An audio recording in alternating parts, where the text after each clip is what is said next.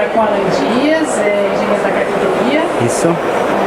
Alan, obrigada pela presença, obrigada pela parceria.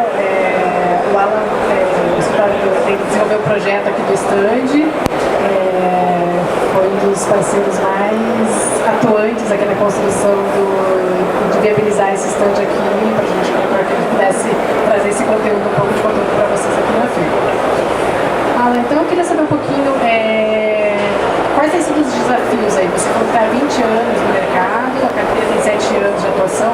Quais têm sido os desafios de construir com madeira no Brasil? Isso mesmo, eu já estou na madeira faz quase 20 anos, acho que o ano que vem eu faço 20.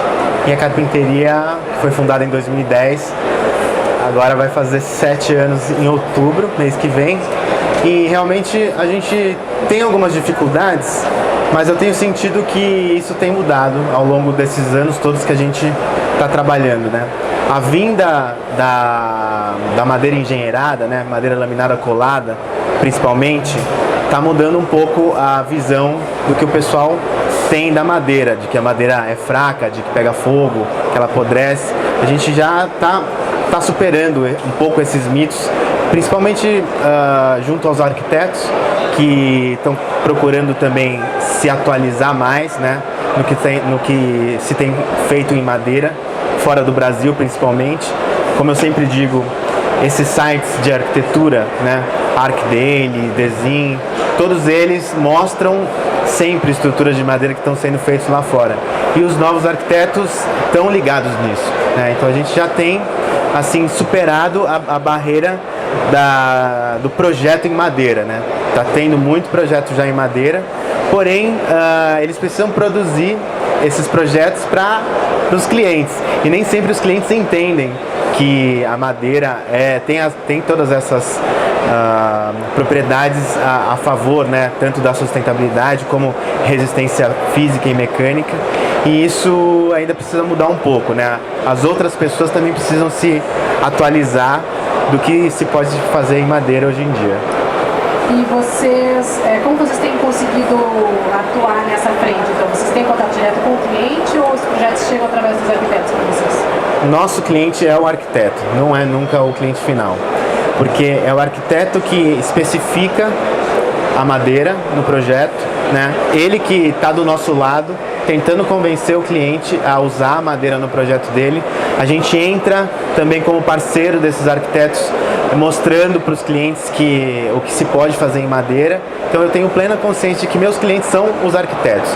E se a gente quiser realmente que mude esse panorama, a gente tem que conscientizar os engenheiros e os arquitetos, né? Os clientes, eles vão ser convencidos por argumentos desse pessoal, da engenharia e da arquitetura. Você falou das características positivas, de tudo que pode ser feito com a madeira, mas quais são as limitações? A madeira tem limitações? O que não pode ser feito com madeira hoje? Madeira tem algumas limitações, sim. Não é tudo que se pode fazer em madeira. Eu costumo dizer também que cada material tem a propriedade certa para o uso que ele está sendo designado. Por exemplo, ninguém vai fazer fundações, né? Enterrar madeira, fundação com madeira, porque obviamente ela vai estar em contato com o solo e vai começar a deteriorar. A gente evita também da madeira ficar exposta, né? A estrutural, principalmente, ficar exposta.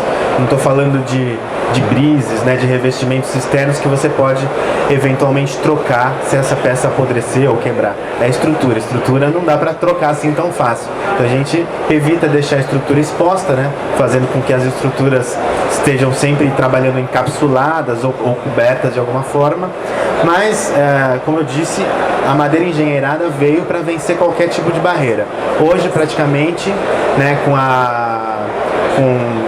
esses prédios de madeira que estão sendo construídos pelo mundo afora, principalmente no Canadá, na Europa e nos Estados Unidos, né, começou o ano passado, a gente vê que não tem limite para se construir com madeira.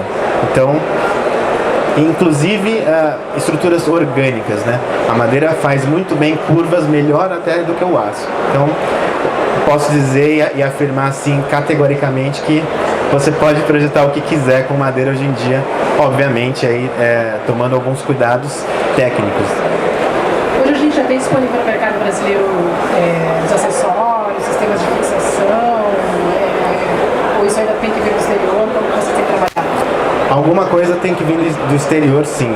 A gente ainda não está 100% preparado para atender toda essa demanda de laminado colado com produtos nacionais, né? Por exemplo, os parafusos de ligação a gente traz da Itália, né? Quem fornece para a gente é a Rotoblas. Graças ao projeto do shopping que a gente fez em Fortaleza, a Rotoblas resolveu ter um braço aqui no Brasil, então tem uma filial aqui em Curitiba, e que a gente consegue mais facilmente trazer esses parafusos de ligação que são ótimos, né? São próprios para a estrutura de madeira, que não existia antes. Aqui a gente tinha que fabricar, tinha que ir num serralheiro e pedir para ele soldar uma peça ou fazer um parafuso diferente. Isso há 5, 6 anos atrás era a realidade. Agora, com a Rotoblas aqui, a gente consegue atender muito melhor essa questão estrutural de ligações. Outra coisa que acontece é assim, lá na fábrica de laminados colados, que é a Rewood, muitas dos elementos que a gente tem que usar para produzir o laminado colado também vem de fora. O principal elemento, que é o adesivo, a gente tem que importar. Não existe um adesivo de laminado colado no Brasil. Então, ainda não tem essa demanda, né, de consumo de madeira engenheirada para que uma dessas fábricas venha ao Brasil e comece a produzir esse adesivo aqui, por exemplo. Hoje vocês têm usado madeira de floresta plantada para produzir esses produtos engenheirados? 100% floresta plantada. Pinos, 98% e um pouquinho de eucalipto também. Você falou antes que o cliente de vocês é o arquiteto, não o cliente final. Mas quem é esse cliente final que busca projetos com madeira? Você tem um perfil dele? Atualmente, os projetos que a gente tem trabalhado são não que eu só queira trabalhar com isso, mas a maioria dos projetos são casas de alto padrão. Então, esse cliente que vai fazer uma casa de alto padrão e vai usar o laminado colado é um cara que já foi para os Estados Unidos, já morou na Austrália, numa casa de madeira, já visitou países da Europa e vê o que está acontecendo com madeira lá fora, né? Tem uma consciência um pouco mais aberta e sabe que a madeira pode ser um bom material estrutural, se informa, né? A gente ajuda também esse cliente a se informar, mas no momento são casas de alto padrão. Eu acredito que no futuro a gente vai começar a ter outros tipos de clientes. Quando a madeira começar a ser utilizada mais em maior larga escala, a gente vai começar a competir diretamente com estruturas metálicas. Isso já está quase acontecendo. E aí, por exemplo, um galpão como esse dessa feira poderia simplesmente ter sido feito em madeira, né? Então a gente vai começar a entrar nessa área industrial, né, fazer galpões, e com a vinda do prédio de madeira para cá a gente também está com a esperança de que isso vai fomentar o mercado para construções altas, né, de madeira também, madeiras maciças. Você mencionou então o prédio, né, que vai ser construído em São Paulo e que vocês vão participar diretamente.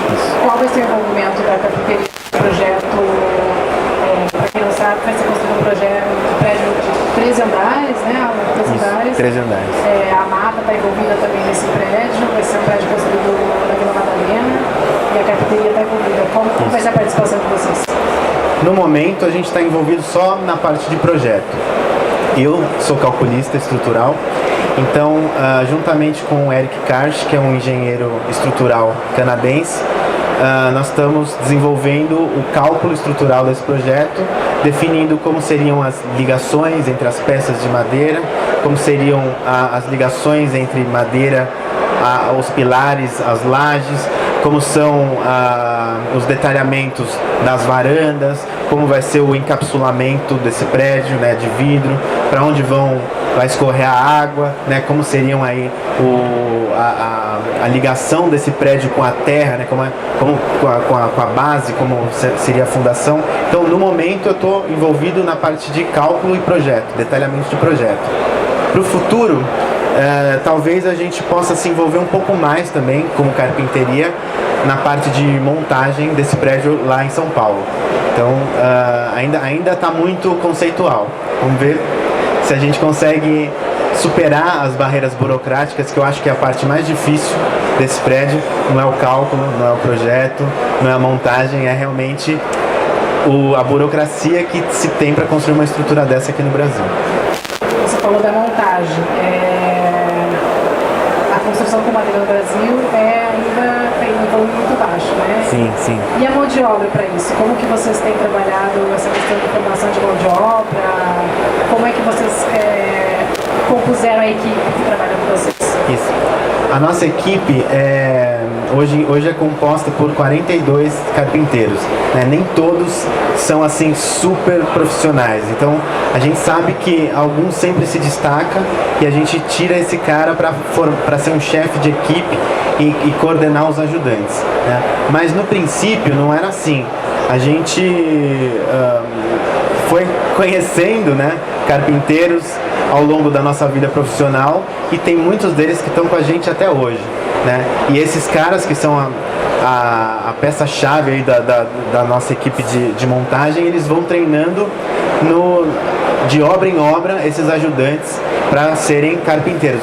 A gente não tem um curso, ainda é uma profissão que se passa de pai para filho, né? Tanto que a maioria das nossas equipes é o chefe, é o filho dele, é o sobrinho, aí vem o tio trabalhar junto com ele, aí chama o vizinho, aí o cara começa a gostar de trabalhar com madeira, né?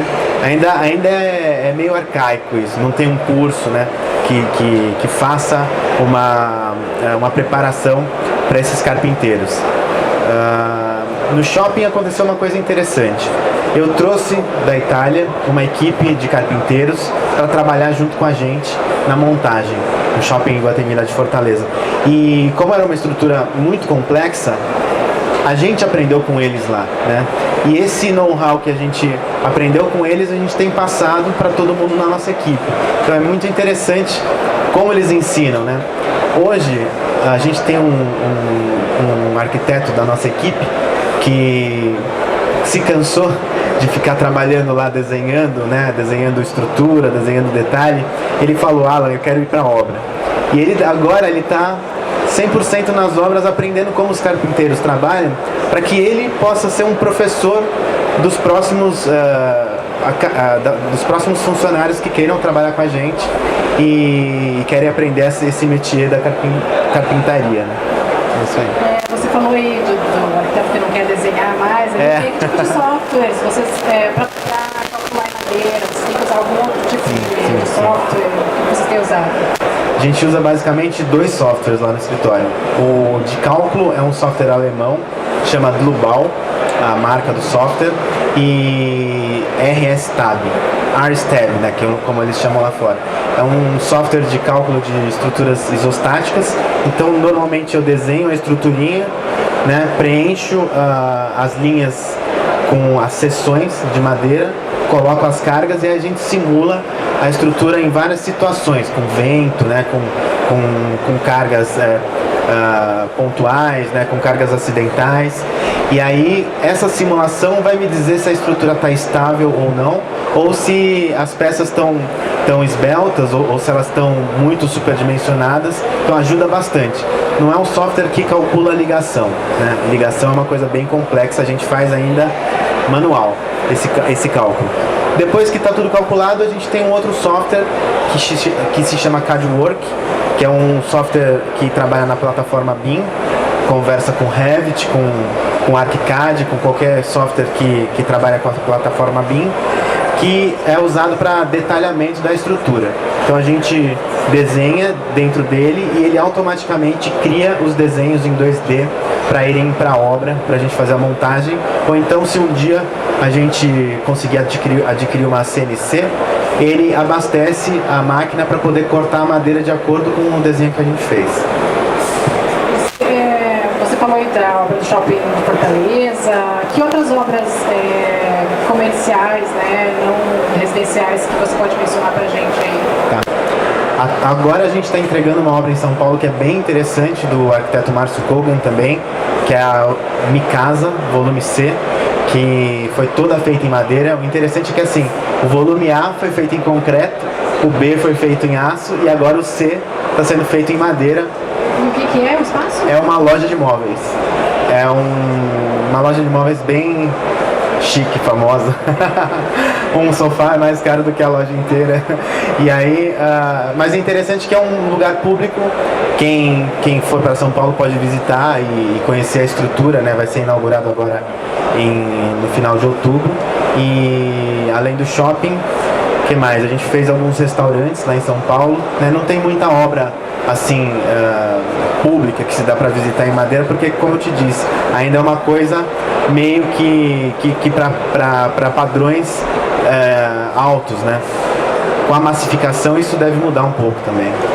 Você esteve recentemente na Europa, né? O que você viu? Chegou a ver alguma coisa lá que você contar pra gente? Sim, eu fui para Amsterdã visitar o PET 22, que é um prédio que é misto, né, de concreto, aço e madeira, mas a maioria da estrutura é feita em madeira, né? Quando eu cheguei lá, eu tive uma impressão de que aquilo realmente é o futuro da construção, porque é uma obra que você se sente bem estando lá, né? A madeira é um material que cada peça tem o seu próprio DNA, então você, como ser humano, se identifica com aquilo e é o futuro, né?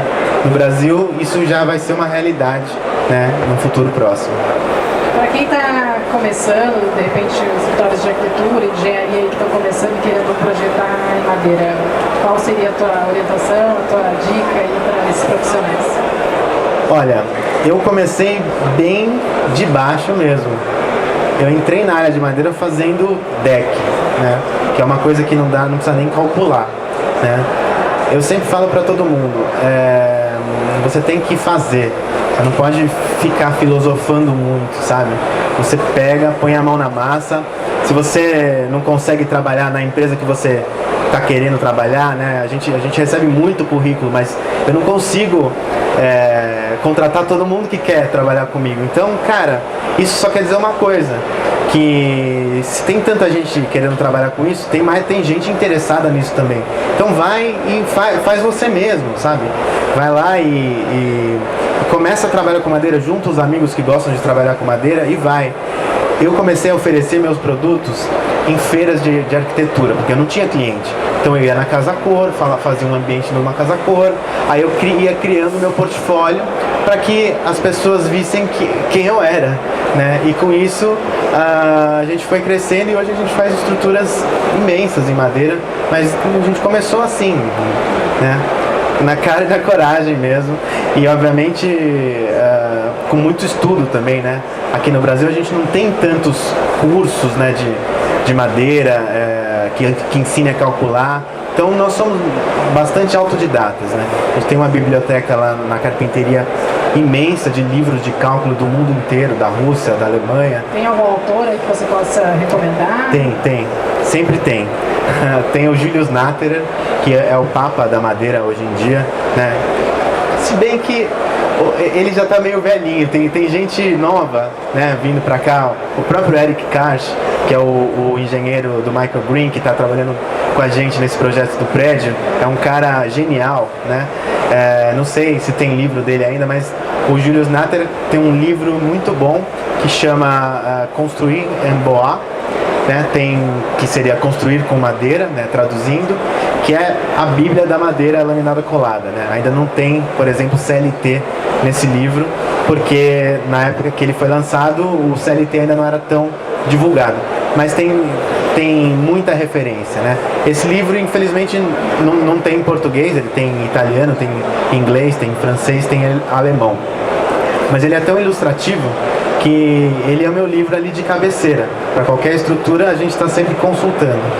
Aqui no Brasil a gente tem 2 livros escritos por professores de universidade que eu recomendo bastante, que é o Estruturas de Madeira, do professor Walter Pfeil, já é falecido, e Caderno de Estruturas de Telhados em Madeira, do professor Moliterno, que são 2 livros muito interessantes para quem gosta de cálculo de estrutura de madeira.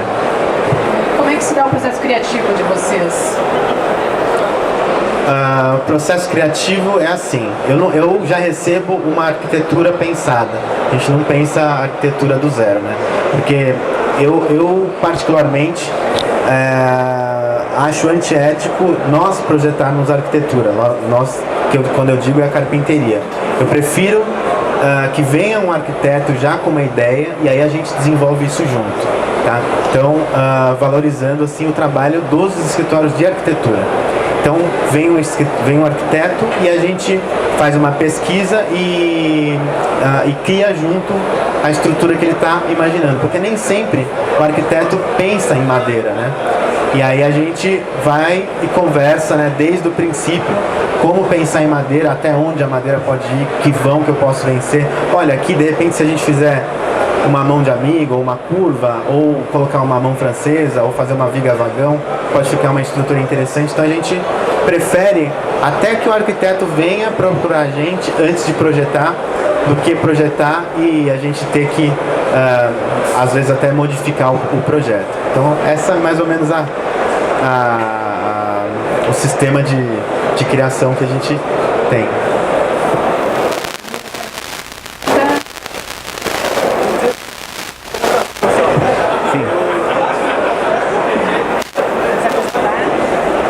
Então, eu sou o Jonathan Heiner, meu pai tem uma fábrica de móveis sob medida e desde pequeno eu convivo com madeira, assim. Sim. Sou formado em design de interiores e eu adoro muito madeira, tipo, adoro os encaixes, como é feito, montado e tal. Sim. E eu sinto que na minha região, na nossa região, no Brasil inteiro praticamente, a gente tem muita dificuldade contra a mão de obra. Exato. Eu acho que o governo deveria pensar em alguma coisa para incentivar a mão de obra na construção. Sim. Eu acompanho algumas obras nos Estados Unidos, no Canadá, alguns canais, né? E eu acho que o sistema deles é muito mais evoluído que o nosso. Sim. Quanto à mão de obra. Eu acho que seria um lugar para a gente investir, sim, justamente na mão de obra, na construção de madeira. Preparação de mão de obra. Isso aí. Isso. Eu concordo plenamente. Eu acho que a gente também poderia estar trabalhando junto com o Senai, né, o Senac, para criar cursos, né, de carpinteiros, né, preparar carpinteiros para trabalhar com estruturas de telhado, estruturas de madeira. Isso ainda não existe, né? A gente até criou um curso para carpinteiros junto com a Amaru Plantar, lá de Curvelo, em Minas Gerais, e esse curso existe para trabalhar com madeira roliça, né? Quem quiser se inscrever, realmente é só procurar eles e contratar o professor que ele vem dar um curso preparatório para os carpinteiros, mas aí ele é focado em madeira roliça da Plantar. Em relação aos produtos, o que falta ainda ser produzido no Brasil? As indústrias madeireiras têm que desenvolver outros produtos para quem tem esse tipo de construção? Olha, só não existe mais produto porque não tem ainda a demanda, porque o que manda é a demanda. Se a gente tivesse uma procura grande de estrutura de madeira, eu tenho certeza que existiriam muito mais fábricas de laminado colado, já iria existir uma fábrica de grande porte, né, de CLT, né, já existe uma em Suzano, mas ainda é uma produção pequena, né? LVL agora a gente está tendo aí com a iComposite, mas assim, eu acredito que isso está prestes a acontecer, né? A gente está tentando de tudo, junto com os parceiros, né? Principalmente a Mata, que é um grande parceiro, fomentar esse mercado para criar essa demanda que não existe, porque ela não vai existir se a gente não criar também. A gente precisa mostrar, né? Dizer o que a madeira pode fazer para as pessoas se interessarem, porque as pessoas estão acostumadas com concreto e com aço e acham que a madeira é uma estrutura secundária, né? Isso é que precisa mudar, né? E a gente só muda isso mostrando, principalmente no Brasil. O brasileiro não compra um projeto no papel, ele quer ver a coisa pronta. E se você mostrar uma coisa pronta, com qualidade, eu tenho certeza que eles vão comprar.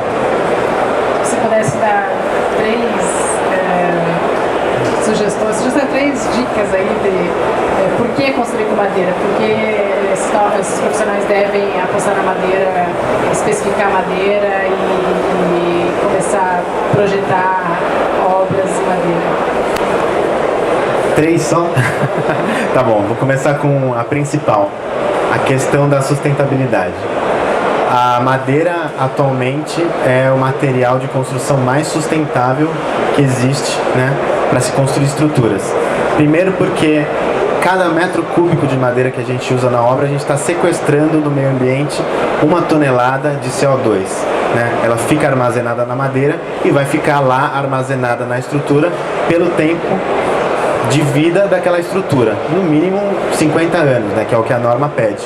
Né? Esse seria a primeira coisa que a pessoa tem que pensar, porque os outros materiais, como concreto e aço, são materiais provenientes de extrativismo.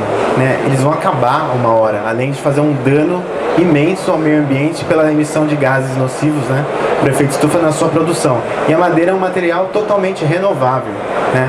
Pra você ter uma ideia, um prédio desse que a gente vai fazer lá em São Paulo demora, sei lá, 40 minutos para uma floresta produzir um outro igual, a madeira equivalente a um prédio como esse. Né? Segundo aspecto é que a madeira não é tão frágil assim quanto se pensa. Né? Eu estou falando de madeira engenheirada.